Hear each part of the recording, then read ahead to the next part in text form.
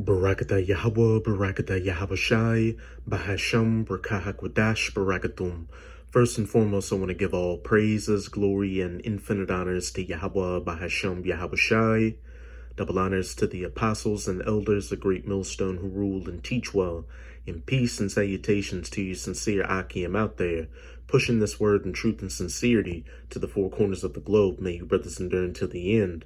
This is the brother Ra'aya with another video, and I'm going to start it off in Revelation chapter 6, verse 5. And this is dealing with the so-called four horsemen of the apocalypse, which are simply symbolic for different events that would be taking place in the last days, which we're currently living in. Really, we're in the last seconds of the last days before the end of this current age of the rulership of the heathen nations, chiefly of the biblical Edomites, who are known as the so-called white people today, and then the ushering in of the kingdom of heaven under the true children of Israel, who are known as the so-called Negroes, Latinos, and Native Americans today. And the kingdom of heaven will be set up for eternity.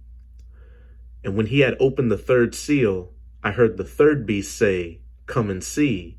And I beheld, and lo, a black horse, and he that sat on him had a pair of balances in his hand. And I heard a voice in the midst of the four beasts say, "A measure of wheat for a penny, and 3 measures of barley for a penny. And see thou hurt not the oil and the wine." And now I'm going to go into the Strongs for the word penny.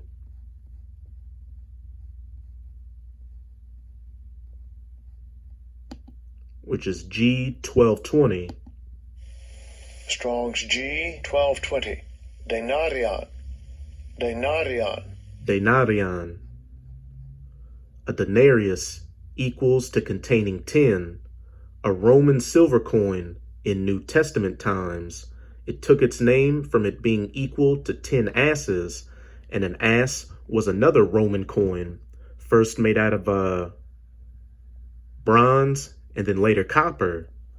A number after 217 BC increased to 16, about 3.898 grams or 0.1375 ounces. It was the principal silver coin of the Roman Empire. From the parable of the laborers in the vineyard, it would seem that a denarius was then the ordinary pay for a day's wages. And this is the part I want to hearken on right here, where it says it would seem that a denarius was then the ordinary pay for a day's wages. Hey, in the scriptures, in the law, and really in the ancient world, a person would be paid the very same day for the work they did. But in these modern times, people are usually paid every 2 weeks, which is wicked. So say your minimum wage is $7.25 an hour, and you work 5 days a week and get paid every 2 weeks. At the end of that 2 weeks, you'll get about $580 to $600, your wages. So when we go back to Revelation 6, verse 6, as it says, a measure of wheat for a penny, or a day's wages, a denarius, and 3 measures of barley for a penny.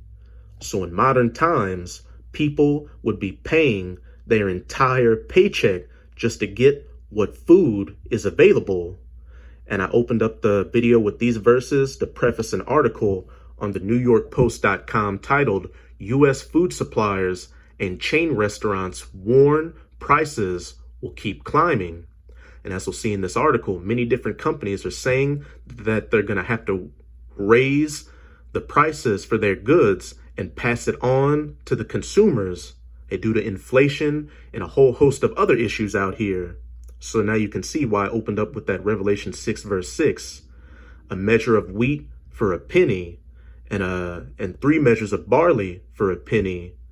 As inflation continues, and then eventually hyperinflation, people will have to pay their entire paychecks just to get whatever food is left, because we can't forget that food shortages are coming as well. And then on top of having to pay most of their money for food, people also have to pay for their water, electricity, their rent, their gas, and a whole host of other amenities they need to live. So you can see we're coming into a perfect storm of chaos out here where people are about to go buck fucking wild because not only will they not be able to afford what's in these stores, but as these store shelves get emptier and emptier, there won't really be anything to get.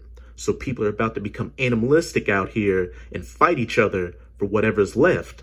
It's about to become a very dog-eat-dog world. And again, we're living in the last seconds of the last days before the ushering in of the kingdom of heaven. We're living in the times of Jacob's trouble, where Yahweh Bahashem Yahweh Shai is bringing all these calamities onto you people on the earth, especially in the United States of America, for all the wickedness you've been committing.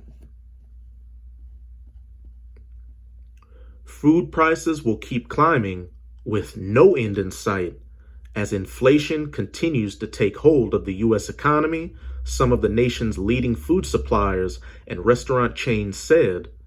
Kraft Heinz, Tyson, and Campbell Soup all warned they would raise prices on certain products due to skyrocketing costs for labor, packaging, ingredients, and transportation, according to a report in the Wall Street Journal.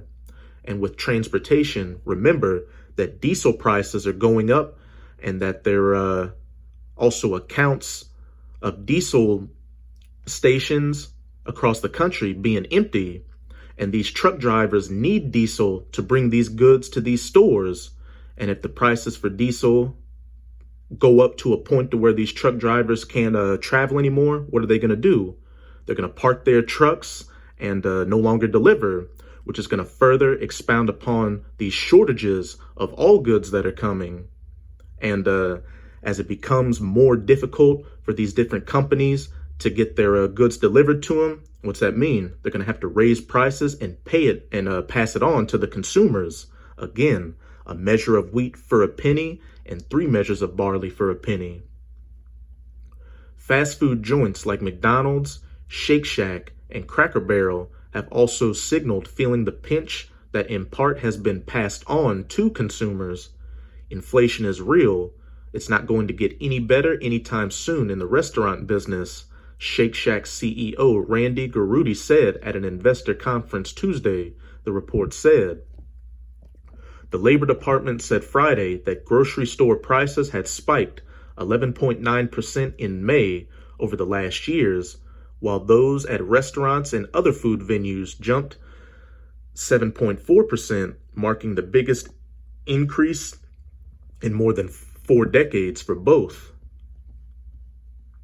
Kraft indicated it would raise prices in August for multiple items, including Miracle Whip, Classico pasta sauce, Maxwell coffee, and some deli meat, the Journal reported. Campbell Soup announced in April it planned on raising prices for the 3rd time in the past year, with increasing cost on some condensed soups hurting sales to baby boomers, CEO Mark Klaus said, according to the report. We know the pressure that consumers are feeling, Klaus said on a Wednesday conference call.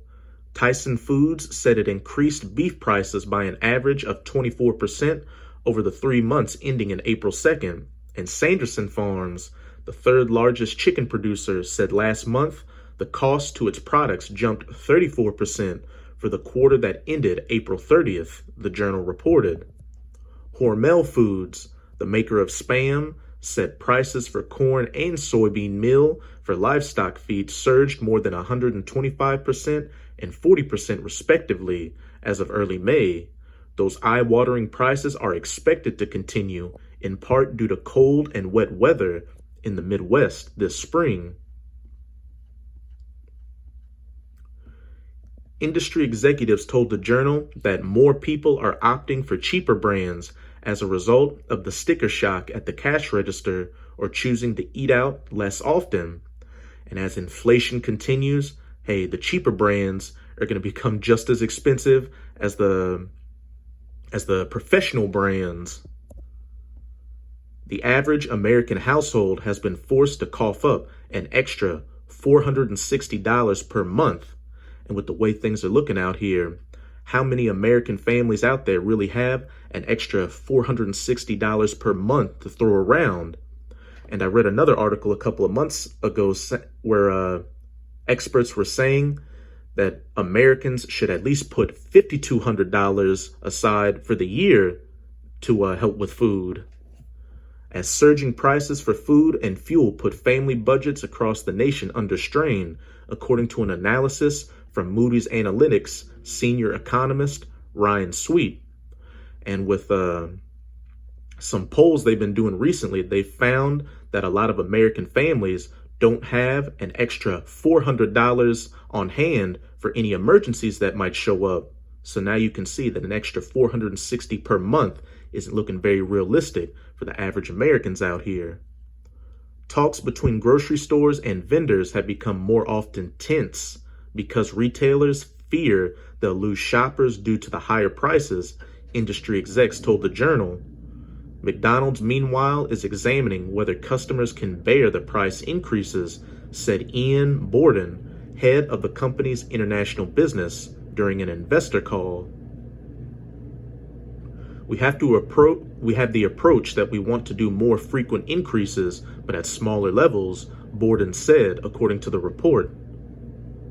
To offset white-hot inflation, some companies are selling smaller packages for higher prices per ounce, the newspaper said, something called shrinkflation, where you pay the same amount for the goods that you usually would, or even more, but you're getting less in the package.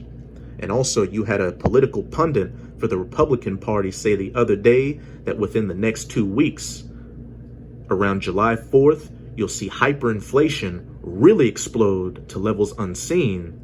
And we'll have to wait and see if his predictions ring true, but abaratazah, that's the case.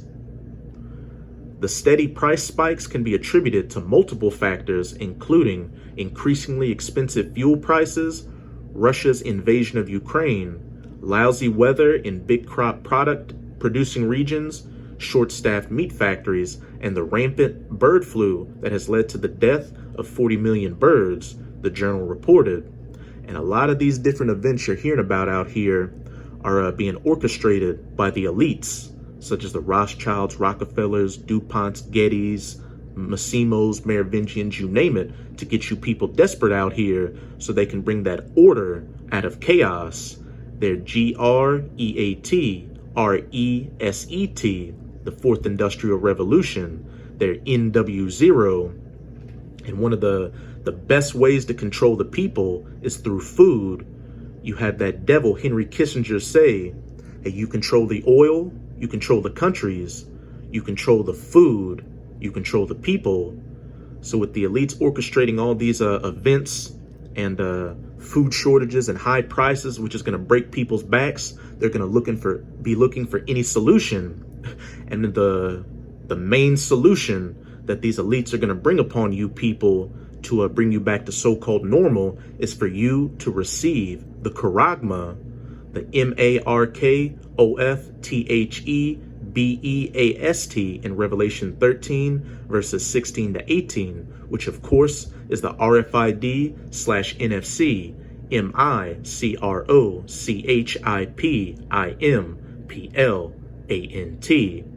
And remember too, that over these past couple of years, a bunch of different food processing plants across the country have mysteriously caught on fire or have been destroyed. Nothing happens by coincidence, but ultimately, this is through the will of Yahweh Bahashem Yahweh Shai to again, like I said earlier, judge you people on this planet for all the wickedness you've been committing. So that's it with this video. And with this video, I hope you sincere Akim and Akwath were edified. Just keep strong. We're almost out of this final wicked captivity of the heathen nations, chiefly of the Edomites. And as always, I'm going to say Abad Babal, Kwam Yasharala, and until next time, Shalom.